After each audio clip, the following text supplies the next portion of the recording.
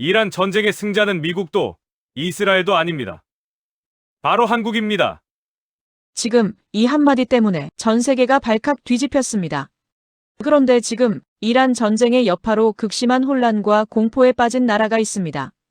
바로 북한입니다. 전쟁 이후 힘의 균형이 흔들리면서 북한 내부에서도 심각한 균열과 동요가 감지되고 있습니다. 도대체 지금 북한에서는 무슨 일이 벌어지고 있는 걸까요? 지금부터 하버드 대학교 석좌 교수가 CNN 인터뷰에서 밝힌 충격적인 분석을 들어보겠습니다. 전 세계가 숨을 참고 있었습니다. 이란 전쟁의 포성은 멈췄지만 세계는 조용하지 않았습니다. 누가 이겼는지, 무엇이 달라졌는지, 앞으로 어떻게 되는지 모든 언론이 분석을 쏟아내고 있었습니다. CNN 스튜디오도 마찬가지였습니다. 리사 카터 앵커가 카메라를 바라봤습니다. 오늘 저희는 이번 전쟁의 의미를 짚어볼 특별한 분을 모셨다고 했습니다. 그리고 저를 소개했습니다. 하버드 대학교 국제정치학 교수, 전 미국 국방부 전략분석관, 전미 육군 장교 출신, 동아시아 안보 분야 최고 권위자 데이비드 밀러 교수라고요. 저는 카메라를 향해 가볍게 고개를 끄덕였습니다. 리사 카터가 바로 본론으로 들어왔습니다. 교수님, 단도직입적으로 여쭤보겠습니다. 이번 이란 전쟁의 진짜 승자는 누구입니까? 저는 잠시 말을 멈췄습니다. 30년 동안 국방부 지하 브리핑룸에서 비밀 보고서를 써온 사람입니다. 감정이 아니라 데이터로 말하는 훈련이 몸에 배어 있습니다. 그래서 이 질문에 망설임 없이 답할 수 있었습니다. 한국입니다. 리사 카터의 손이 멈췄습니다. 펜을 쥔 채로. 잠깐 웃음기가 번지는 듯 했습니다. 이내 지워졌습니다. 그러니까 이스라엘도 미국도 아니고 한국이라는 말씀이십니까? 정확히 그렇습니다. 리사 카터가 살짝 등받이에 기댔습니다. 답변을 예상하지 못한 게 분명했습니다. 스튜디오 안이 조용해졌습니다. 카메라 너머 어딘가에서 의자 삐걱거리는 소리가 났습니다. 저는 계속했습니다. 승자의 기준을 먼저 정해야 합니다. 가장 많이 폭격했다고 승자가 되는 게 아닙니다. 이 전쟁이 끝난 뒤 세계 군사 지형이 어디를 향해 재편되는지 그 방향을 가장 먼저 읽고 가장 빠르게 준비를 마친 나라. 그 나라가 진짜 승자입니다. 그리고 그 나라가 한국입니다. 리사 카터가 메모를 내려다봤습니다. 그러다 고개를 들어 물었습니다. 교수님은 30년을 이 분야에서 일하셨는데 이런 발언이 상당히 논란이 될 수 있다는 걸 아시면서도 말씀하시는 겁니까? 저는 고개를 끄덕였습니다. 저는 군인 출신입니다. 좋은 소리 듣는 게 목표인 사람이 아닙니다. 제 임무는 사실을 있는 그대로 분석하는 겁니다. 그 결과가 한국입니다. 리사 카터가 잠시 저를 바라봤습니다. 그는 다시 물었습니다. 한국은 이 전쟁에 직접 참전하지도 않았습니다. 어떤 근거로 승자라고 하시는 겁니까? 저는 테이블 위에 두 손을 얹었습니다. 이번 전쟁이 세계에 증명한 것이 하나 있습니다. 기존의 방어 시스템만으로는 현대전을 막을 수 없다는 겁니다. 철벽이라 불리던 방어망이 뚫렸습니다. 그 순간 세계는 묻게 됩니다. 그렇다면 해법은 무엇이냐고. 그 해법을 이미 손에 쥐고 있는 나라가 한국입니다. 스튜디오가 다시 한번 얼어붙었습니다. 그날 방송이 끝나고 제 휴대폰이 쉬지 않고 울렸습니다. 로이터, BBC, 워싱턴 포스트, 독일, 프랑스, 일본 기자들까지. 한 기자가 이런 문자를 보냈습니다. 교수님 발언이 전 세계 군사 전문가 커뮤니티에서 폭발적으로 공유되고 있습니다. 이유를 아십니까? 저는 잠시 생각했습니다. 이유는 하나였습니다. 모두가 속으로는 알고 있었기 때문입니다. 다만 아무도 먼저 말하지 않았을 뿐이고 저는 그냥 먼저 말했을 뿐입니다. 이번 전쟁의 진짜 승자는 한국입니다. 그 이유를 지금부터 말씀드리겠습니다. 리사 카터가 물었습니다. 교수님 주장의 근거를 이해하려면 이번 전쟁에서 정확히 무슨 일이 있었는지부터 설명이 필요할 것 같다고요. 저는 고개를 끄덕였습니다. 핵심부터 말씀드리겠습니다. 이번 이란의 공격에서 가장 충격적이었던 것은 규모가 아니었습니다. 방식이었습니다. 이란은 다탄2 미사일, 즉 MIRV를 사용했습니다. 하나의 미사일이 비행 중에 분리되며 수십 개의 탄두를 독립적으로 각기 다른 목표를 향해 날립니다. 방어하는 입장에서는 하나가 날아오는 게 아니라 수십 개가 동시에 쏟아지는 겁니다. 리사 카터의 표정이 굳었습니다. 아이언돔이 그걸 막지 못했다는 말씀이신가요? 저는 잠시 말을 골랐습니다. 완벽하게 막지 못했습니다. 이스라엘의 방어망은 세계 최고 수준입니다. 아이언돔, 데이비드 슬링, 에로53까지 3중으로 구축된 방어 체계입니다. 하지만 이번에 일부가 뚫렸습니다. 이건 단순한 실패가 아닙니다. 패러다임의 붕괴입니다. 패러다임의 붕괴라고 했습니다. 리사 카터가 그 말을 받아 적었습니다. 저는 계속했습니다. 여기에 드론이 더해졌습니다. 수백 대의 드론이 동시에 날아들었습니다. 하나하나는 작고 저렴합니다. 하지만 수백 대가 때를 지어오면 이야기가 달라집니다. 요격 미사일 하나가 수천만 달러짜리인데 상대는 수십만 달러짜리 드론을 수백 대 날리는 겁니다. 경제적 비대칭입니다. 방어하는 측이 훨씬 더 많은 돈을 쓸 수밖에 없는 구조입니다. 그리고 드론은 레이더에 잘 안 잡히기까지 합니다. 리사 카터가 펜을 내려놓았습니다. 잠시 생각하는 표정이었습니다. 그렇다면 기존의 방어 중심 전략이 근본적으로 흔들린다는 말씀이신 거죠? 저는 단호하게 대답했습니다. 흔들리는 정도가 아닙니다. 방어 중심 시대가 끝났습니다. 스튜디오 안이 잠시 조용해졌습니다. 저는 말을 이었습니다. 냉전 이후 수십 년간 군사 전략의 핵심은 방어였습니다. 철벽 같은 방어망을 세우면 전쟁을 억제할 수 있다는 믿음이었습니다. 미국도 이스라엘도 유럽도 그 전략 위에 수백조 원을 쏟아부었습니다. 그런데 이번 전쟁이 그 믿음에 균열을 냈습니다. 방어망이 완벽할 수 없다는 걸 실전에서 증명해버렸으니까요. 리사 카터가 몸을 앞으로 기울였습니다. 그렇다면 새로운 패러다임에서 필요한 건 무엇입니까? 저는 잠시 뜸을 들였습니다. 억제력입니다. 상대가 공격을 시작하기 전에 공격하면 자신이 끝난다는 확신을 심어주는 힘입니다. 방어로 막는 게 아니라 공격 자체를 포기하게 만드는 겁니다. 그러려면 정밀 타격 능력이 필요합니다. 얼마나 멀리 날아가느냐가 아니라 얼마나 정확하게, 얼마나 강하게, 얼마나 빠르게 상대의 핵심부를 때릴 수 있느냐입니다. 리사 카터가 물었습니다. 그 능력을 갖춘 나라가 한국이라는 겁니까? 저는 고개를 끄덕였습니다. 딱 한 나라가 있습니다. 한국입니다. 리사 카터의 눈이 살짝 커졌습니다. 저는 계속했습니다. 한국은 지난 수십 년간 무엇을 해왔는지 생각해 보십시오. 분단 상태에서 언제든 전쟁이 터질 수 있다는 현실 아래 한국은 방어만 믿지 않았습니다. 상대의 핵심부를 직접 타격할 수 있는 능력을 묵묵히 개발해 왔습니다. 혼자 힘으로, 자기 돈으로, 자기 기술로. 그 결과물이 지금 세계를 놀라게 하고 있습니다. 그리고 이번 이란 전쟁이 그 가치를 전 세계에 증명해버렸습니다. 방어 중심 시대가 끝났다는 걸 세계가 알게 된 바로 그 순간, 한국은 이미 다음 시대의 해답을 손에 쥐고 있었습니다. 리사 카터가 잠시 말을 잃었습니다. 저는 물컵을 들어 한 모금 마셨습니다. 그리고 덧붙였습니다. 그래서 저는 한국이 이번 전쟁의 승자라고 합니다.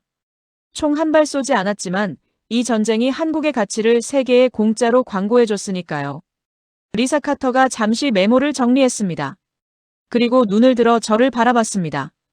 교수님, 이번 전쟁을 가장 집요하게 분석한 나라가 따로 있다고 하셨는데 어디입니까? 저는 주저없이 말했습니다. 북한입니다. 리사 카터가 눈썹을 올렸습니다. 북한이요? 저는 고개를 끄덕였습니다. 전쟁이 끝나고 저는 여러 정보 채널을 통해 각국 반응을 추적했습니다. 유럽은 나토 방어 예산 재검토에 들어갔습니다. 중국은 대만 해협 시나리오를 다시 계산하기 시작했습니다. 러시아는 드론 전술 교리를 수정하는 작업에 착수했습니다. 다들 저마다의 방식으로 이번 전쟁을 흡수하고 있었습니다. 그런데 북한이 달랐습니다. 북한은 이번 전쟁의 모든 교전 데이터를 수집했습니다. 미사일 하나하나의 궤적, 드론 편대의 운용 방식, 이스라엘 방어망의 취약 지점, 요격 성공률과 실패율. 단순히 구경한 게 아니라 해부한 겁니다. 왜 그렇게 생각하시는 겁니까? 리사 카터가 물었습니다. 저는 잠시 생각을 정리했습니다. 정보 분석에는 패턴이 있습니다. 어떤 나라가 어느 데이터에 집중하는지를 보면 그 나라가 무엇을 두려워하는지 알 수 있습니다. 북한이 집중한 건 딱 하나였습니다. 방어망 돌파입니다. 다탄두 미사일이 3중 방어망을 어떻게 뚫었는지, 드론대가 어떻게 레이더를 혼란시켰는지. 북한은 거기에 모든 분석 역량을 집중했습니다. 이유가 있습니다. 북한의 ICBM 개발 방향이 이번 전쟁 이후 급격하게 바뀌고 있습니다. 경량화, 고체 연료화, 다탄두화. 단순히 멀리 날아가는 미사일이 아니라 방어망을 돌파하는 미사일로 진화하고 있습니다. 리사 카터가 질문을 던졌습니다. 그 목표는 미국입니까? 저는 고개를 저었습니다. 현실적인 목표는 한국입니다. 리사 카터가 잠시 멈췄습니다. 미국이 아니라 한국이라고요? 저는 단호하게 대답했습니다. 그렇습니다. 북한에게 가장 현실적이고 가장 즉각적인 위협은 한국입니다. 미국은 멀리 있고 직접 공격하면 핵전쟁 수준입니다. 하지만 한국은 바로 코앞입니다. 북한이 군사력을 키우는 진짜 이유, 그 설계도의 중심에는 항상 한국이 있습니다. 그리고 이번 이란 전쟁은 북한에게 하나의 교훈을 줬습니다. 방어망은 뚫릴 수 있다는 겁니다. 한국의 방어망도 마찬가지라는 생각을 북한이 하게 됐다는 뜻입니다. 리사 카터가 팔짱을 꼈습니다. 잠시 생각하는 표정이었습니다. 그렇다면 북한이 이번 전쟁을 통해 자신감을 얻은 것처럼 들립니다. 두려움에 빠졌다는 교수님의 분석과 반대 아닙니까? 저는 고개를 저었습니다. 그게 핵심입니다. 북한이 이번 전쟁을 분석한 건 맞습니다. 방어망 돌파 가능성을 계산한 것도 맞습니다. 하지만 동시에 북한은 다른 것도 발견했습니다. 자신들이 아무리 방어망 돌파를 고민해도 한국이 그보다 한 수 앞에 있다는 사실을 말입니다. 저는 잠시 뜸을 들였습니다. 북한이 연구한 건 이란의 공격 방식만이 아닙니다. 그 공격 방식에 대한 한국의 대응 능력도 함께 연구했습니다. 그리고 그 결과가 북한을 두려움에 빠뜨렸습니다. 이유는 다음 챕터에서 말씀드리겠습니다. 리사 카터가 미간을 찌푸렸습니다. 저를 바라보는 눈빛이 달라져 있었습니다. 처음에 의구심이 조금씩 거쳐가고 있었습니다. 리사 카터가 몸을 앞으로 기울였습니다. 교수님, 북한이 두려움에 빠진 진짜 이유가 무엇인지 말씀해 주시겠습니까? 저는 잠시 숨을 고르고 말했습니다. 현무-5입니다. 리사 카터의 표정이 굳었습니다. 현무-5요? 한국 탄도미사일 말씀이신가요? 저는 고개를 끄덕였습니다. 저는 수십 년 동안 전 세계 미사일 전력을 분석해왔습니다. 미국 것도 러시아 것도 중국 것도. 하지만 현무-5를 처음 브리핑 자료에서 접했을 때 저는 솔직히 놀랐습니다. 리사 카터가 물었습니다. 어떤 무기인지 설명해 주시겠습니까? 저는 천천히 말했습니다. 탄두 무게 8톤입니다. 단일 재래식 탄두로는 세계 최대 수준입니다. 히로시마 원자폭탄의 폭발 충격과 비교해서 언급되기도 합니다. 핵은 아닙니다. 하지만 핵에 버금가는 충격을 줄 수 있습니다. 여기에 속도가 더해집니다. 마하 10입니다. 소리보다 10배 빠릅니다. 발사된 후 목표물에 도달하기까지 요격할 수 있는 시간이 사실상 없다고 봐야 합니다. 그리고 가장 중요한 능력이 있습니다. 지하 관통입니다. 수십 미터 콘크리트와 흙을 뚫고 들어가 지하 시설을 파괴할 수 있습니다. 지하 수십 미터에 숨어 있어도 소용없다는 뜻입니다. 리사 카터가 물었습니다. 북한이 두려워하는 이유가 바로 그겁니까? 저는 단호하게 말했습니다. 이건 단순한 무기가 아닙니다. 체제 제거 장치입니다. 스튜디오가 조용해졌습니다. 저는 계속했습니다. 북한이라는 나라는 어떻게 유지됩니까?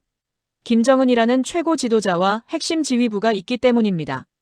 그들이 있는 한북한이라는 시스템은 돌아갑니다. 반대로 그들이 제거되면 시스템이 붕괴됩니다. 그런데 그 지도부가 어디에 있습니까? 지하입니다. 평양 지하 수십 미터에 구축된 방공호와 지하 벙커 네트워크 안에 있습니다. 외부 폭격으로부터 안전하다고 생각했습니다. 지금까지는 그 생각이 맞았습니다. 현무-5가 등장하기 전까지는요. 리사 카터가 천천히 말했습니다. 그러니까 현무-5는 북한 지도부가 숨어있는 지하 벙커를 파괴할 수 있는 능력을 가졌다는 말씀이신 거죠? 저는 고개를 끄덕였습니다. 이론적으로 그렇습니다. 그리고 북한도 그걸 알고 있습니다. 여기서 중요한 심리가 작동합니다. 공포는 합리적 계산보다 강합니다. 실제로 공격이 일어날 가능성이 낮아도 그 가능성 자체가 존재한다는 사실이 의사결정에 영향을 미칩니다. 김정은은 지금까지 자신이 지하 깊숙이 들어가 있으면 안전하다는 믿음 위에서 모든 행동을 설계했습니다. 그 믿음이 흔들린 겁니다. 리사 카터가 조용히 말했습니다. 숨을 곳이 사라진 셈이군요. 저는 그 말을 받아 대답했습니다. 정확합니다. 북한이 두려움에 빠진 이유가 그겁니다. 핵을 쥐고 있어도 미사일을 아무리 고도화해도 정작 지도부가 숨을 곳이 없어지면 모든 전략이 흔들립니다.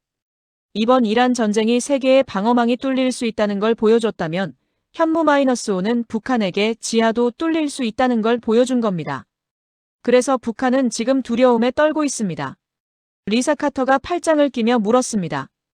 교수님, 그 두려움이 구체적으로 어떤 행동으로 이어지고 있습니까? 저는 잠시 말을 골랐습니다. 국방부에 있을 때 저는 한 가지를 배웠습니다. 적의 의도를 알고 싶으면 적이 무엇을 두려워하는지 보라는 겁니다. 두려움이 행동을 만들고 행동이 패턴을 만들고 패턴이 전략을 드러냅니다. 북한의 패턴이 지금 바뀌고 있습니다. 리사 카터가 몸을 앞으로 기울였습니다. 어떻게 바뀌고 있습니까? 저는 천천히 말했습니다. 이란 전쟁 이후 북한 군부가 가장 집중하는 작업이 있습니다. 한국 내 현무 미사일 기지의 정확한 위치를 특정하는 겁니다. 위성 감시, 전파 감청, 정보원 운용, 기술 분석을 총동원하고 있습니다. 전쟁이 발생할 경우 가장 먼저 제거해야 할 목표로 현무 기지를 지목했기 때문입니다. 리사 카터의 눈빛이 날카로워졌습니다. 그게 확인된 겁니까? 저는 고개를 끄덕였습니다. 여러 경로를 통해 신뢰도 높은 정보라고 판단하고 있습니다. 김정은이 직접 지도를 펼쳐놓고 타격 지점을 지목했다는 보고가 있습니다. 현무기지, 그리고 현무를 운용하는 지휘시설이 1순위 타격 목표로 지정됐다는 겁니다.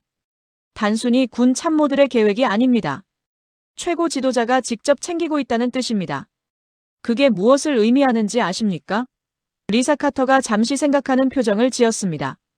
저는 말을 이었습니다. 지도자가 직접 챙기는 목표물이 있습니다. 그건 공포의 대상입니다. 김정은이 현무기지를 직접 지도해서 찍고 있다는 것은 그 무기가 자신의 존재 자체를 위협한다고 느끼고 있다는 뜻입니다. 리사 카터가 물었습니다. 그 정도로 위협적입니까? 한국의 현무가요? 저는 잠시 그를 바라봤습니다. 리사, 당신이 어떤 사람을 가장 먼저 제거하고 싶겠습니까? 당신에게 아무런 해를 끼치지 못하는 사람입니까? 아니면 당신의 목숨을 위협할 수 있는 사람입니까? 리사 카터가 입술을 다물었습니다. 저는 말을 이었습니다. 김정은이 현무기지를 1순위 타격 목표로 삼았다는 것 자체가 이미 답입니다. 위협이 되지 않는 것을 먼저 제거하려 하지 않습니다. 두려움이 먼저 있고 그 두려움이 공격 계획으로 이어지는 겁니다. 리사 카터가 메모를 하면서 물었습니다. 그 두려움이 얼마나 깊은 겁니까? 저는 잠시 생각을 정리했습니다. 깊이를 가늠하려면 김정은이라는 사람을 먼저 이해해야 합니다. 김정은은 철저하게 생존 중심으로 움직이는 지도자입니다. 모든 결정의 중심에는 딱 하나의 질문이 있습니다. 이 선택이 내 체제의 생존에 도움이 되는가? 이 기준으로 그는 핵을 개발했고 이 기준으로 그는 경제보다 군사력을 우선했습니다. 그리고 이 기준으로 그는 지금 현무기지를 찍고 있습니다. 한 가지 더 있습니다. 리사 카터가 눈을 들었습니다. 저는 말했습니다. 김정은은 아버지 김정일, 할아버지 김일성의 죽음을 모두 지켜봤습니다. 두 사람 모두 자연사했습니다. 외부 세력에 의해 제거되지 않았습니다. 하지만 중동의 지도자들은 달랐습니다.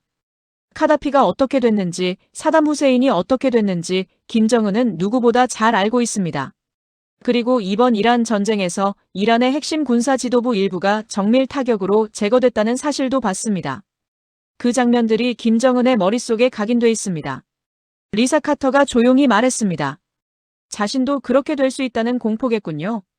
저는 고개를 끄덕였습니다. 그리고 그 공포가 단순한 불안으로 끝나지 않는다는 게 문제입니다. 공포는 합리적 계산을 방해합니다. 평상시라면 하지 않을 선택을 하게 만듭니다. 제가 군 복무 시절 가장 많이 들었던 말 중에 이런 게 있습니다. 궁지에 몰린 짐승이 가장 위험하다고요. 북한이 지금 그 상태입니다. 리사 카터가 팔짱을 꼈습니다. 그렇다면 역설적으로 한국의 강력한 무기가 오히려 도발을 유발할 수도 있다는 시각도 있지 않습니까? 저는 고개를 끄덕였습니다. 중요한 질문입니다. 이건 군비 경쟁의 고전적 딜레마입니다. 학계에서도 오랫동안 논쟁이 이어진 주제입니다. 하지만 현실을 보십시오. 리사 카터가 제 눈을 바라봤습니다. 저는 말을 이었습니다. 한국이 현무를 개발하기 전 북한이 도발을 멈춘 적이 있었습니까? 없었습니다. 한국이 아무런 억제력을 갖추지 않았을 때도 북한은 끊임없이 도발했습니다. 연평도 포격이 있었고 천안함이 있었고 핵실험이 거듭됐습니다. 이론은 아름답지만 현실은 다릅니다. 능력이 없는 나라는 도발을 막지 못했습니다. 억제는 말이 아니라 능력으로 이루어집니다. 리사 카터가 말했습니다. 그럼 현무가 그 억제력이라는 말씀이신 거죠? 저는 잠시 눈을 감았다가 떴습니다. 한국에는 세 가지 축으로 이루어진 억제 전략이 있습니다. 첫째, 킬체인입니다. 북한이 미사일을 발사하기 전에 선제적으로 탐지하고 타격하는 시스템입니다. 위성, 정찰기, 레이더가 24시간 북한의 움직임을 감시합니다. 발사 조짐이 보이면 먼저 칩니다. 둘째, 한국형 미사일 방어체계입니다. 날아오는 미사일을 공중에서 요격합니다. 완벽하지는 않지만 막을 확률을 높입니다. 셋째, KMPR입니다. 한국형 대량 응징 보복입니다. 북한이 도발하면 지도부를 직접 타격해 전쟁 지도 능력 자체를 제거한다는 개념입니다. 현무는 이 세 번째 축의 핵심 무기입니다. 그리고 이 세 번째 축이 김정은을 가장 두렵게 만드는 부분입니다. 리사 카터가 말했습니다. 결국 자신이 제거될 수 있다는 공포 때문이군요. 저는 고개를 끄덕였습니다. 권력자는 권력을 잃는 것보다 목숨을 잃는 것을 더 두려워합니다. 김정은은 핵을 쥐고 있어도 안심하지 못하는 시대에 살고 있습니다. 핵 버튼을 누르기 전에 자신이 먼저 사라질 수 있다는 가능성이 생겼기 때문입니다. 그 가능성을 현실로 만든 나라가 한국입니다. 리사 카터가 잠시 노트를 내려다봤습니다. 그리고 조용히 말했습니다. 북한이 가장 두려워하는 대상이 미국이 아니라 한국이라는 게 솔직히 놀랍습니다. 저는 천천히 말했습니다. 많은 사람들이 같은 반응을 보입니다. 하지만 생각해 보십시오. 미국이 북한을 공격한다는 건 핵전쟁 수준입니다. 미국도 그 결과를 감당하기 싫기 때문에 쉽게 실행에 옮기지 못합니다. 북한도 그 사실을 알고 있습니다. 그래서 미국의 위협은 어느 정도 예측 가능합니다. 그런데 한국은 다릅니다. 한국은 코앞에 있습니다. 비무장지대를 사이에 두고 맞닿아 있습니다. 그리고 한국의 현무는 평양까지 수분 안에 날아갑니다. 미국의 핵 억제력은 선언적이지만 한국의 정밀 타격 능력은 실질적입니다. 북한이 매일 밤 가장 먼저 생각하는 위협이 어느 쪽이겠습니까? 리사 카터가 말을 잃었습니다. 저는 물컵을 들어 한 모금 마셨습니다. 그리고 덧붙였습니다. 한 가지만 더 말씀드리겠습니다. 두려움에는 단계가 있습니다. 불확실한 두려움이 있습니다. 어떻게 될지 모르는 막연한 공포입니다. 이건 견딜 수 있습니다. 그리고 구체적인 두려움이 있습니다. 무엇이, 어떻게, 언제 나를 위협할 수 있는지 알 때 오는 공포입니다. 이건 다릅니다. 이건 잠을 빼앗습니다. 북한은 지금 구체적인 두려움을 갖고 있습니다. 현무가 어디서 날아오는지, 얼마나 빠른지, 지하 몇 미터까지 파고드는지 자신들이 알고 있기 때문입니다. 그것이 김정은을 움직이게 만들고 있습니다. 그리고 그 움직임이 지금 이 순간도 계속되고 있습니다. 리사 카터가 잠시 노트를 정리했습니다. 그리고 고개를 들어 저를 바라봤습니다. 교수님, 좀 더 현실적인 이야기를 해보겠습니다. 미국은 세계 최강의 군사력을 가진 나라입니다. 나토가 있고 동맹 체계가 있고 압도적인 무기 기술이 있습니다. 그런데 왜 한국이라는 겁니까? 미국이 있는데요. 저는 잠시 창밖이 보이지 않는 스튜디오 벽을 바라봤습니다. 국방부에 있을 때 저는 수백 번의 브리핑을 했습니다. 각국 국방 담당자들을 만났고 동맹국군 수뇌부와 협의를 거듭했습니다. 그 자리에서 가장 자주 들었던 불만이 있습니다. 리사 카터가 물었습니다. 어떤 불만입니까? 저는 단호하게 말했습니다. 미국이 너무 느리다는 겁니다. 리사 카터의 눈썹이 올라갔습니다. 저는 계속했습니다. 미국은 세계 최고의 무기를 만듭니다. 의심할 여지가 없습니다. F-35 전투기, 에이브럼스 탱크, 패트리어트 미사일. 최고의 기술이 집약된 무기들입니다. 하지만 그 무기를 동맹국에 실제로 공급하기까지 걸리는 시간이 문제입니다. 의회 승인이 필요합니다. 예산 심의가 있습니다. 생산 라인 조정이 필요합니다. 수출 허가 절차가 있습니다. 외교적 고려도 합니다. 겹겹이 쌓인 절차들을 다 통과하면 최소 2년에서 3년이 걸립니다. 경우에 따라 훨씬 더 걸리기도 합니다. 리사 카터가 말했습니다. 우크라이나 사례가 그 얘겠군요. 저는 고개를 끄덕였습니다. 우크라이나가 포탄을 요청했을 때를 생각해 보십시오. 미국이 공급하겠다고 약속했지만 실제 물량이 도착하기까지 얼마나 걸렸습니까? 이스라엘이 긴급하게 무기를 요청했을 때는요. 전쟁 중에 무기 창고가 비어있는 나라들의 절박함을 저는 직접 목격했습니다. 전쟁은 기다려주지 않습니다. 리사 카터가 고개를 끄덕였습니다. 그럼 한국은 다르다는 말씀이신가요? 저는 분명하게 말했습니다. 결정적으로 다릅니다. 한국은 지금 이 순간도 생산 라인이 돌아가고 있습니다. 자국 방어를 위해 끊임없이 만들고 있기 때문입니다. 수출 결정이 나면 재고가 있고 생산 능력이 있기 때문에 빠르게 공급할 수 있습니다. 숫자로 말씀드리겠습니다. 우크라이나 전쟁에서 포탄 부족 문제가 불거졌을 때 한국은 수개월 만에 수십만 발을 납품했습니다. 미국이 수년을 예상했던 물량입니다. 폴란드는 한국산 K2 탱크 980대, K9 자주포 648문을 계약했습니다. 유럽 역사상 가장 큰 재래식 무기 계약 중 하나입니다. 호주는 한국산 레드백 보병 전투차를 선택했습니다. 노르웨이, 이집트, 아랍에미리트. 한국 무기를 선택하는 나라들이 줄을 서고 있습니다. 이유가 있습니다. 리사 카터가 물었습니다. 어떤 이유입니까?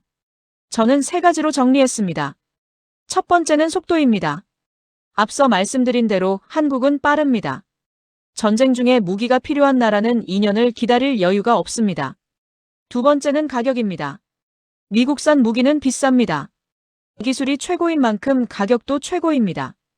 한국산은 성능이 뒤지지 않으면서 가격이 훨씬 합리적입니다.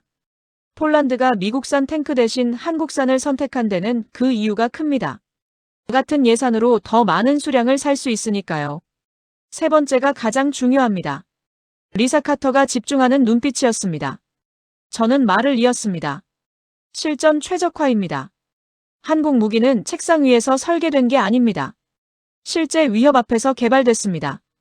북한이라는 현실적인 적을 상대로 내일이라도 전쟁이 터질 수 있다는 전제 아래 설계됐습니다. 스펙 경쟁이 아니라 실전 성능 경쟁입니다. 이건 다른 나라들이 흉내내기 어려운 조건입니다. 전쟁의 긴박함이 없으면 진짜 실전용 무기가 나오지 않습니다. 훈련장용 무기와 전쟁터용 무기는 다릅니다. 한국은 70년 넘게 전쟁 직전의 긴장 속에서 무기를 개발해 왔습니다. 그 세월이 실전 능력으로 쌓인 겁니다. 리사 카터가 말했습니다. 그렇다면 한국이 미국의 공백을 메우는 나라가 됐다는 말씀이신 겁니까? 저는 잠시 말을 골랐습니다. 공백이라는 표현이 강하게 들릴 수 있습니다.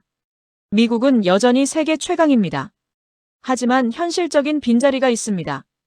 미국이 공급하지 못하는 속도와 가격대, 한국이 그 빈자리를 채우고 있습니다. 이걸 좀 더 넓게 보면 이런 구조가 됩니다.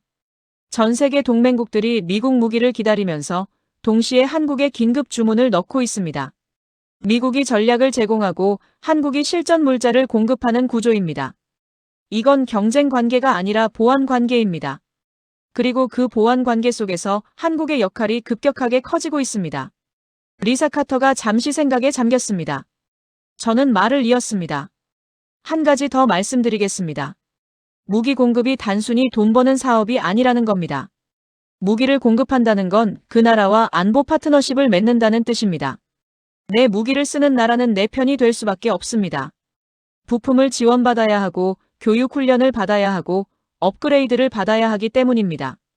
무기 계약은 10년, 20년 단위의 관계를 만드는 겁니다. 미국이 그 방식으로 세계를 엮어왔습니다. 지금 한국이 그 방식을 배우고 있습니다. 폴란드가 한국 탱크를 샀습니다. 앞으로 폴란드는 한국과 안보 파트너십을 유지할 수밖에 없습니다. 호주가 한국 장갑차를 샀습니다. 두 나라의 관계가 달라집니다.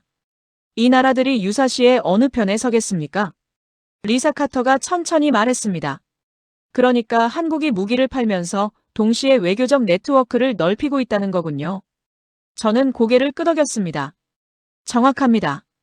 그리고 이 네트워크는 앞으로 더 커질 겁니다. 이란 전쟁 이후 저한테 가장 많이 온 연락이 있습니다. 나토 국가 국방 담당자들의 문의였습니다. 내용은 한결같았습니다. 한국의 현무 시스템에 대해 더 알고 싶다고요. 공급이 가능한지 묻는 겁니다. 이번 전쟁이 한국 무기를 세계에 무료로 광고한 겁니다. 이스라엘의 3중 방어망이 뚫렸다는 뉴스가 전 세계에 퍼지는 순간 각국 국방 담당자들이 새로운 해법을 찾기 시작했습니다. 그리고 그 해법으로 가장 빠르게 주목받는 나라가 한국입니다. 리사 카터가 메모를 멈추고 저를 바라봤습니다. 그리고 조용히 말했습니다. 군사력이 곧 외교력이 되는 거군요. 저는 고개를 끄덕이며 말했습니다. 세계는 항상 그렇게 돌아왔습니다. 그리고 그 무대에 한국이 올라서고 있습니다. 전쟁 한 번 없이, 핵 하나 없이 기술과 신뢰로 올라서고 있습니다. 이것이 이번 전쟁의 진짜 승자가 한국인 이유 중 하나입니다. 리사 카터가 잠시 노트를 훑어보다가 고개를 들었습니다. 교수님, 이번 이란 전쟁에서 또 하나 세계를 충격에 빠뜨린 장면이 있었습니다. 이란 군 핵심 지도부 일부가 정밀 타격으로 제거된 사건입니다. 군사적으로 이게 어떤 의미를 갖습니까? 저는 등받이에 기댔습니다. 이 질문을 기다리고 있었습니다. 현대전의 가장 핵심적인 교훈입니다. 리사 카터가 펜을 들었습니다. 저는 말을 시작했습니다. 전쟁의 역사를 한마디로 압축하면 이렇습니다. 상대의 의지를 꺾는 싸움입니다. 병사를 죽이는 게 목적이 아닙니다. 싸울 의지 자체를 없애는 게 목적입니다. 그리고 의지를 가장 효율적으로 꺾는 방법이 있습니다. 그 의지를 만들어내는 사람, 즉 지휘부를 제거하는 겁니다. 리사 카터가 말했습니다. 지도부 제거 전략이군요. 저는 고개를 끄덕였습니다. 전쟁은 병사 수로 결정되지 않습니다. 지휘 체계가 살아있는 한 병사들은 계속 싸웁니다. 설령 열세에 놓여도 명령이 있으면 움직입니다. 반대로 아무리 병사가 많아도 지휘부가 붕괴되면 전선이 무너집니다. 명령이 사라지고 조직이 혼란에 빠지고 각계 전투로 쪼개집니다. 이란이 그 예입니다. 이란의 핵심 군사 지도부 일부가 타격을 받은 이후 무슨 일이 일어났습니까? 군 조직의 응집력이 급격히 떨어졌습니다. 각 부대가 독립적으로 행동하기 시작했습니다. 명령 체계가 혼란에 빠졌습니다. 전략적 판단을 내려야 할 지점에서 공백이 생겼습니다. 전쟁의 양상이 달라진 겁니다. 리사 카터가 조용히 말했습니다. 단 몇 사람의 제거가 그 정도의 파급 효과를 가져온다는 게 놀랍습니다. 저는 말을 이었습니다. 현대 군사 조직은 위계 구조입니다. 위에서 아래로 명령이 흐르는 구조입니다. 그 흐름이 끊기면 아래는 마비됩니다. 특히 북한처럼 최고 지도자 한 사람에게 모든 권한이 집중된 시스템일수록 그 한 사람이 제거됐을 때의 충격은 더 큽니다. 한국에는 KMPR이라는 전략 개념이 있습니다. 한국형 대량 응징 보복입니다. 이름만 들으면 핵무기 같지만 그렇지 않습니다. 재래식 정밀 타격으로 북한 지도부를 제거하고 전쟁 지도 능력 자체를 무너뜨린다는 개념입니다. 리사 카터가 물었습니다. 현무가 그 핵심 도구라는 거죠? 저는 고개를 끄덕였습니다. 현무 미사일 시리즈는 단순히 멀리 날아가는 미사일이 아닙니다. 정밀합니다. 오차 범위가 수미터 이내입니다. 빠릅니다. 마하 10에 달하는 속도로 요격 기회를 주지 않습니다. 그리고 무겁습니다. 탄두 8톤의 충격은 지하 수십 미터의 콘크리트를 뚫고 들어갑니다. 이 세 가지가 합쳐지면 무엇이 됩니까? 저는 잠시 뜸을 들였습니다. 지하 벙커에 숨어있는 지휘부를 잡아낼 수 있는 무기입니다. 리사 카터가 펜을 내려놓았습니다. 저는 말을 이었습니다. 제 동료 중 한 명이 시뮬레이션을 돌렸습니다. 현무 미사일 200발을 최적화된 방식으로 운용했을 때 북한의 주요 지휘 시설 대부분을 타격할 수 있다는 결론이 나왔습니다. 지하 벙커를 포함해서입니다. 리사 카터의 눈이 커졌습니다. 200발이라고요? 저는 고개를 끄덕였습니다. 한국은 이미 그 이상을 보유하고 있습니다. 스튜디오 안이 조용해졌습니다. 리사 카터는 잠시 말을 잃었습니다. 저는 계속했습니다. 이게 왜 중요한지 아십니까? 핵전쟁 없이 전쟁을 끝낼 수 있다는 뜻이기 때문입니다. 지금까지 북한 문제에 대한 군사적 해법은 두 가지였습니다. 아무것도 하지 않거나 핵전쟁을 각오하거나 그 중간이 없었습니다. 재래식 전력으로는 핵을 가진 북한을 상대하기 어렵다는 전제가 30년 넘게 유지됐습니다. 현무가 그 전제를 바꿉니다. 리사 카터가 천천히 말했습니다. 재래식 무기로도 북한 지도부를 제거할 수 있다면 북한의 핵 억제력이 약해진다는 뜻이군요. 저는 고개를 끄덕였습니다. 정확합니다. 핵 억제력의 전제가 무엇입니까? 내가 핵을 쓰겠다고 위협하면 상대가 무서워서 먼저 손대지 못한다는 겁니다. 핵 버튼을 누를 수 있는 내가 살아있다는 게 전제입니다. 그 전제가 흔들리면 억제력이 흔들립니다. 북한이 지금 두려워하는 게 이겁니다. 핵 버튼을 누르기 전에 자신이 먼저 사라질 수 있다는 가능성입니다. 이란 전쟁이 그 가능성을 현실로 증명했습니다. 지도부 제거 전략이 실전에서 작동한다는 걸 세계가 봤습니다. 리사 카터가 물었습니다. 그렇다면 이 전략의 도덕적 문제는 어떻게 보십니까? 선제적으로 지도부를 제거하는 것이 국제법상 허용됩니까? 저는 잠시 생각했습니다. 복잡한 질문입니다. 법학자와 윤리학자들이 오랫동안 논쟁해온 영역입니다. 단순하게 답할 수 없습니다. 다만 제가 말할 수 있는 건 이겁니다. KNPR은 선제 공격 전략이 아닙니다. 북한이 먼저 도발했을 때 지도부를 타격한다는 개념입니다. 반격의 개념이지 먼저 치겠다는 개념이 아닙니다. 그리고 현실적으로 봤을 때 이 전략의 존재 자체가 억제 효과를 만듭니다. 북한이 도발하면 지도부가 제거될 수 있다는 가능성이 김정은의 결정에 영향을 미칩니다. 실제로 실행되지 않아도 그 가능성이 있다는 것만으로도 도발을 자제하게 만드는 겁니다. 리사 카터가 말했습니다. 억제가 실제 전쟁보다 나은 결과를 만든다는 거죠. 저는 고개를 끄덕였습니다. 전쟁의 최고 기술은 전쟁하지 않는 겁니다. 상대가 감히 건드리지 못하게 만드는 능력. 그게 진짜 군사력입니다. 한국이 지금 그 방향으로 가고 있습니다. 마지막으로 한 가지를 더 말씀드리겠습니다. 리사 카터가 눈을 들었습니다. 저는 말했습니다. 이번 이란 전쟁에서 세계가 배운 교훈이 있습니다. 방어만으로는 부족하다는 겁니다. 그리고 공격 억제력을 가지려면 상대의 지도부를 겨냥할 수 있는 정밀 타격 능력이 필요하다는 겁니다. 한국은 그 교훈을 배우기 전부터 이미 그 방향으로 움직이고 있었습니다. 왜냐하면 한국은 70년째 그 필요성을 온몸으로 느껴왔기 때문입니다. 이번 전쟁은 한국의 전략이 옳았다는 것을 세계 앞에서 증명해줬습니다. 인터뷰가 마지막 국면으로 접어들고 있었습니다. 리사 카터가 노트를 덮었습니다. 더 이상 메모가 필요 없다는 듯이. 그는 저를 직접 바라봤습니다. 교수님, 마지막 질문입니다. 결국 북한은 무엇을 가장 두려워합니까? 스튜디오가 조용해졌습니다. 저는 잠시 아무 말도 하지 않았습니다. 30년 동안 이 분야를 연구했지만 쉽게 단언하기 어려운 말들이 있습니다. 하지만 이 질문에 대한 답은 확신하고 있었습니다. 천천히 입을 열었습니다. 핵이 아닙니다. 리사 카터가 미간을 찌푸렸습니다. 핵이 아니라고요? 저는 고개를 끄덕였습니다. 북한은 수십 년간 모든 것을 희생하며 핵을 개발했습니다. 국민을 굶기면서도 국제 제재를 받으면서도 핵을 포기하지 않았습니다. 핵만 있으면 안전하다는 믿음 위에 체제를 세웠습니다. 미국도 한국도 어느 누구도 핵을 가진 나라를 건드리지 못할 거라는 논리였습니다. 카다피는 핵을 포기했다가 죽었습니다. 사담 후세인은 핵이 없었습니다. 김정은은 그 교훈을 가슴에 새기고 있습니다. 핵이 있어야 산다는 결론을 내린 겁니다. 그 논리 자체를 부정할 생각은 없습니다. 일정 부분 맞는 이야기입니다. 하지만 그 논리에 균열이 생기고 있습니다. 리사 카터가 몸을 앞으로 기울였습니다. 어떤 균열입니까? 저는 말했습니다. 핵 억제력의 전제가 있습니다. 핵을 쥔 내가 살아있어야 한다는 겁니다. 내가 버튼을 누를 수 있어야 억제력이 작동합니다. 상대가 나를 건드리면 핵을 쓰겠다는 위협이 통하려면 내가 버튼을 누를 수 있는 상태에 있어야 합니다. 그 전제가 흔들리고 있습니다.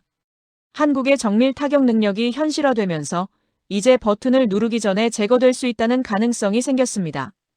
이란 전쟁이 그 가능성을 실전에서 증명했습니다. 지도부가 제거되면 전쟁이 끝난다는 것도 증명했습니다. 북한이 가장 두려워하는 건 그겁니다. 핵이 있어도 쓰지 못하는 상황이 올 수 있다는 공포입니다. 핵 버튼에 손을 뻗기 전에 자신이 먼저 사라질 수 있다는 공포입니다. 리사 카터의 표정이 굳었습니다. 저는 계속했습니다. 조금 더 구체적으로 말씀드리겠습니다.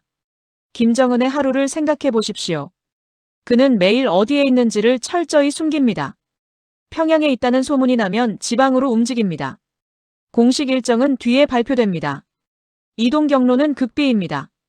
방공호는 여러 곳에 있고 어느 벙커에 있는지도 핵심 참모 몇 명만 압니다. 왜 그렇게 합니까? 두려움 때문입니다. 노출되면 죽는다는 공포입니다. 그 공포가 일상이 됐다는 뜻입니다. 리사 카터가 조용히 말했습니다. 그렇게 숨어 다니는 것 자체가 이미 두려움을 증명하는 거군요. 저는 고개를 끄덕였습니다. 권력자는 두 가지를 두려워합니다. 권력을 잃는 것과 목숨을 잃는 것입니다. 그중 더 본능적인 두려움은 목숨입니다. 권력을 잃어도 살 수는 있지만 목숨을 잃으면 권력도 없습니다. 김정은은 지금 목숨의 두려움 속에 살고 있습니다. 그리고 그 두려움의 원인 중심에 한국이 있습니다. 리사 카터가 잠시 침묵했습니다. 저는 말을 이었습니다. 제가 군 복무 시절 존경했던 상관이 있었습니다. 60대의 베테랑 장군이었습니다. 그분이 한 번은 이런 말을 했습니다. 전쟁을 끝내고 싶으면 상대가 시작하기 싫게 만들라고요. 그 말이 30년 뒤 이 자리에서 다시 떠오릅니다. 한국이 지금 그 일을 하고 있습니다. 상대가 시작하기 싫게 만드는 일. 전쟁의 결과가 자신에게 치명적이라는 것을 상대에게 확신시키는 일. 그 일을 핵없이 재래식 정밀 타격 능력으로 해내고 있습니다. 리사 카터가 물었습니다. 교수님, 그렇다면 앞으로의 전망은 어떻습니까? 한국의 이 능력이 한반도 안보에 어떤 영향을 미칠 것이라고 보십니까? 저는 잠시 생각을 정리했습니다. 세 가지 방향으로 전망합니다. 첫째, 북한의 행동이 더 조심스러워질 겁니다. 도발의 비용이 올라갔기 때문입니다. 도발했다가 지도부 전체가 제거될 수 있다는 현실이 명확해졌으니까요. 단기적으로는 오히려 조용해질 수 있습니다. 둘째, 하지만 내부 불안이 커질 겁니다. 두려움이 지속되면 내부적으로 균열이 생기기 시작합니다. 김정은 주변의 사람들도 함께 두려움을 느낍니다. 그 두려움이 체제 내부를 조금씩 흔들 수 있습니다. 외부에서 무너뜨리지 않아도 안에서 삐걱거리기 시작할 수 있습니다. 셋째, 장기적으로 협상 가능성이 열릴 수 있습니다. 리사 카터가 눈썹을 올렸습니다. 협상이요? 저는 고개를 끄덕였습니다. 억제력이 실질적일 때 협상의 조건이 달라집니다. 지금까지 북한은 핵을 무기로 협상 테이블에서 유리한 위치를 차지하려 했습니다. 하지만 핵의 억제력이 약해지기 시작하면 북한 입장에서도 핵이 아닌 다른 카드가 필요해집니다. 그 과정에서 협상의 공간이 생길 수 있습니다. 물론 낙관적인 시나리오입니다. 현실은 훨씬 복잡하고 불확실합니다. 하지만 가능성이 없지는 않습니다.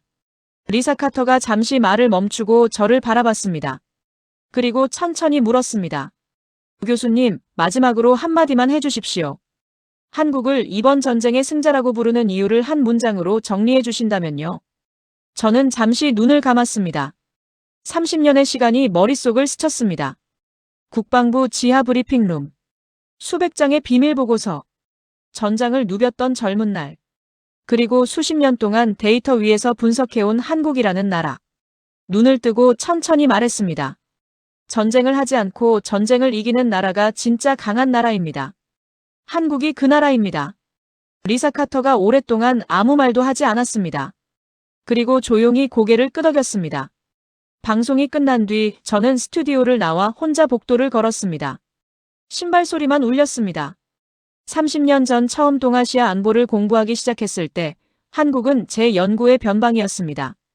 강대국들 사이에 끼인 작은 나라. 분단의 아픔을 안고 있는 나라. 늘 강대국의 눈치를 봐야 했던 나라. 그 나라가 이렇게 됐습니다. 혼자 힘으로, 자기 기술로, 자기 돈으로.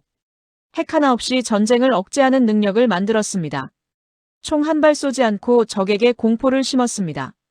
무기를 팔면서 신뢰를 샀습니다. 속도로 강대국이 채우지 못한 빈자리를 채웠습니다. 세상에는 두 종류의 나라가 있습니다. 힘으로 상대를 짓누르는 나라가 있습니다. 그리고 두려움으로 전쟁 자체를 막는 나라가 있습니다. 한국은 후자입니다. 그리고 그게 진짜 강대국의 모습입니다. 저는 건물 밖으로 나왔습니다. 차가운 바람이 뺨을 스쳤습니다. 저는 잠시 하늘을 올려다봤습니다. 이번 전쟁의 진짜 승자는 한국입니다. 그 말을 다시 한번 조용히 되새겼습니다. 틀리지 않았습니다. 책상 앞에 앉아 창밖을 바라봤습니다. 케임브리지의 하늘은 늘 이맘때 이렇습니다.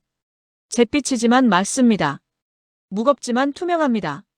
저는 이 하늘을 볼 때마다 생각이 정리되는 느낌을 받습니다.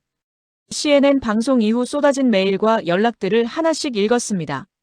동료 학자들의 반박도 있었고 지지도 있었습니다. 군 관계자들의 조용한 공감도 있었습니다. 그리고 예상하지 못했던 곳에서 온 연락도 있었습니다. 한국의 젊은 연구자들이었습니다. 자기 나라 이야기를 외국인 교수에게서 들었다며 고맙다는 말을 전해왔습니다. 저는 그 메일들을 읽으면서 오래 앉아 있었습니다. 그리고 이 이야기를 정리해야겠다고 생각했습니다.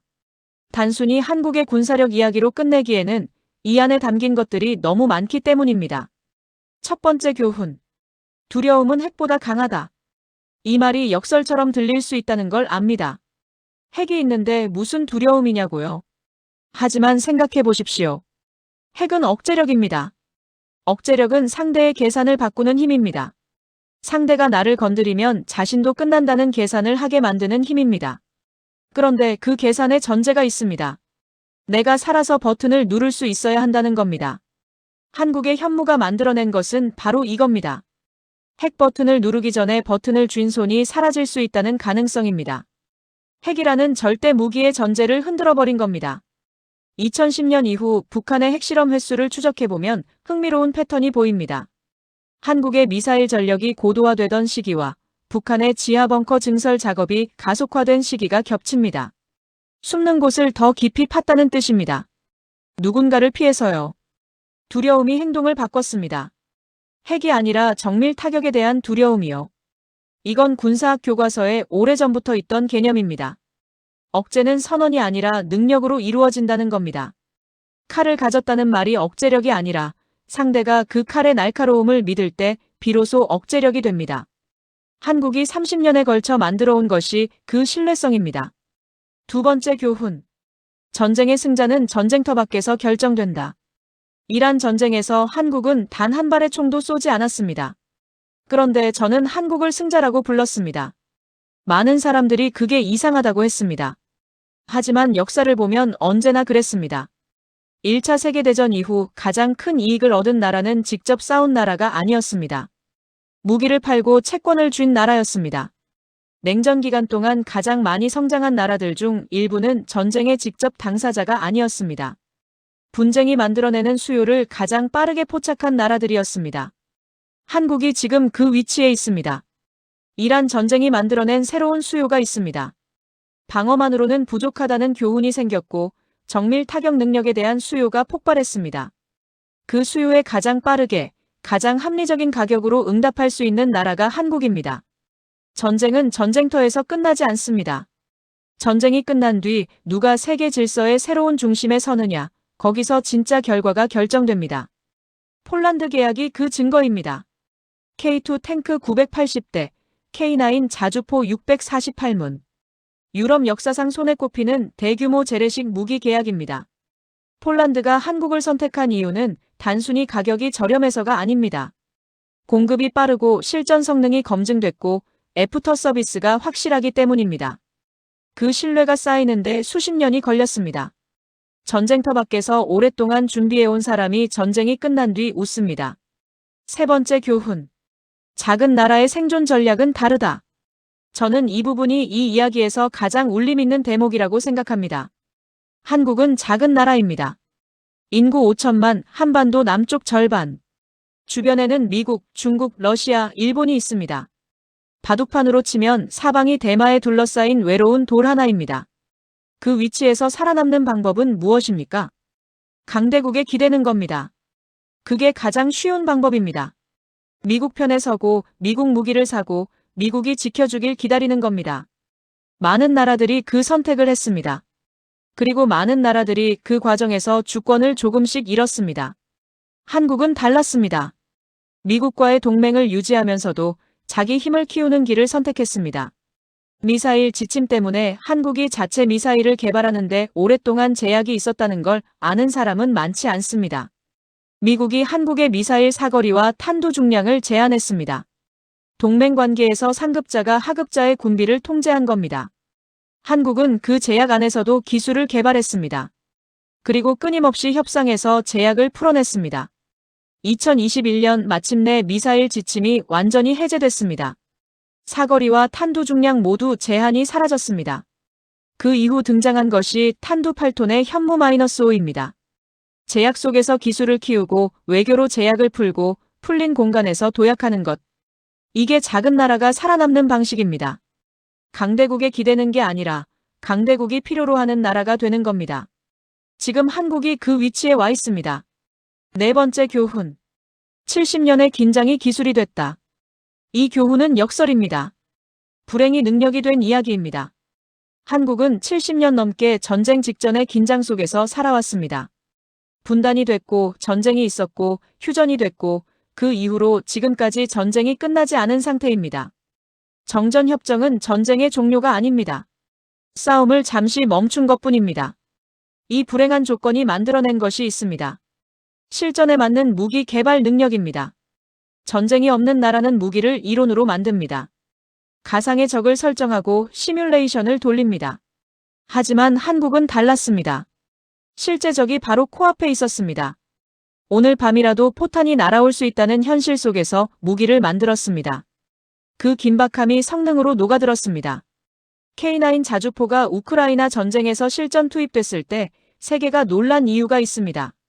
이미 혹독한 조건에서 검증된 무기였기 때문입니다.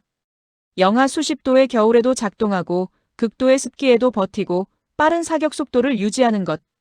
이건 한국의 지형과 기후 조건에서 단련된 결과입니다. 불행이 경쟁력이 됐습니다. 70년의 긴장이 기술이 됐습니다. 이 교훈은 한국만의 이야기가 아닙니다. 이스라엘이 그랬습니다. 건국 이후 끊임없이 전쟁을 치르면서 세계 최고 수준의 방위 산업을 만들었습니다. 핀란드가 그랬습니다. 러시아와 국경을 맞대고 살면서 소수의 병력으로 대국을 방어하는 기술을 키웠습니다. 위기는 준비하는 자에게 기회입니다. 이제 이 이야기를 만들어낸 자료들에 대해 말씀드리겠습니다. 저는 이 분석을 위해 여러 층위의 자료를 검토했습니다. 학술 논문만으로는 현실을 다 담을 수 없습니다. 수치만으로는 온도를 느낄 수 없습니다. 그래서 다양한 출처를 교차 검증하는 방식을 택했습니다. 가장 먼저 들여다본 것은 미국 국방부가 매년 의회에 제출하는 북한 군사력 보고서입니다. 밀러테리 언드 싱유러티 디벨롭미터 ENTS 인발빙 더 디미터 OCR ATIC 피펄즈 리퍼블럭 어브 코리어. 딱딱한 제목이지만 안에는 매우 구체적인 내용들이 담겨 있습니다. 북한의 미사일 개발 현황, ICBM 고도화 방향, 재래식 전력 배치. 저는 이 보고서를 2015년부터 최근 자료까지 연도별로 비교했습니다. 북한의 두려움이 어디를 향하고 있는지 방향이 보였습니다. 두 번째는 한국 국방부의 국방백서입니다. 한국 정부가 2년마다 발간하는 공식 문서입니다. 킬체인, 한국형 미사일 방어체계, KMPR의 개념이 처음 공식 문서에 등장한 것이 언제인지 그 이후 어떻게 구체화됐는지 추적했습니다. 개념이 생기고 문서화되고 실제 무기체계로 연결되는 과정이 보입니다. 선언이 현실이 되는 과정입니다. 세 번째는 스톡홀름 국제평화연구소 SIPRI의 무기거래 데이터베이스입니다. 매년 갱신되는 전 세계 무기 수출입 통계가 담겨 있습니다. 한국의 무기 수출 규모가 2010년대 초반과 2020년대가 어떻게 달라졌는지 숫자로 확인할 수 있습니다. 2022년 한국이 세계 8위 무기 수출국에 올랐습니다. 10년 전과 비교하면 믿기 어려운 숫자입니다. 그 도약이 어디서 왔는지 데이터가 말해줍니다. 네 번째는 이란 전쟁 관련 현장 분석 자료들입니다. 국제전략문제연구소 IISS의 분석 보고서, 미국 전쟁연구소 ISW의 전황 분석, 그리고 이스라엘 방어연구소 INSS의 방공망 성능평가 자료를 교차 검토했습니다. 3중 방어망이 뚫린 지점이 어디였는지, 다탄두 미사일과 드론 복합 공격의 실제 요격률이 어느 수준이었는지, 이 자료들이 제 분석의 기반이 됐습니다. 다섯 번째는 제가 직접 수행한 인터뷰들입니다.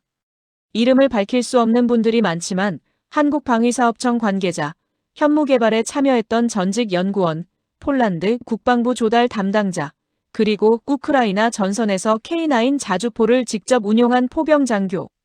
이들의 이야기가 숫자에 온도를 더해줬습니다.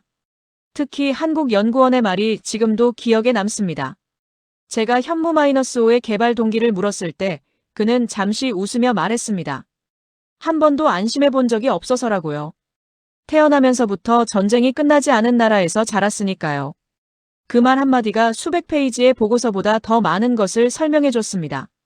책상 위에는 지금도 자료들이 쌓여 있습니다. 저는 이 주제를 계속 연구할 겁니다. 세계가 바뀌고 있기 때문입니다. 이란 전쟁은 끝났지만 그 전쟁이 열어놓은 새로운 시대는 이제 막 시작됐습니다.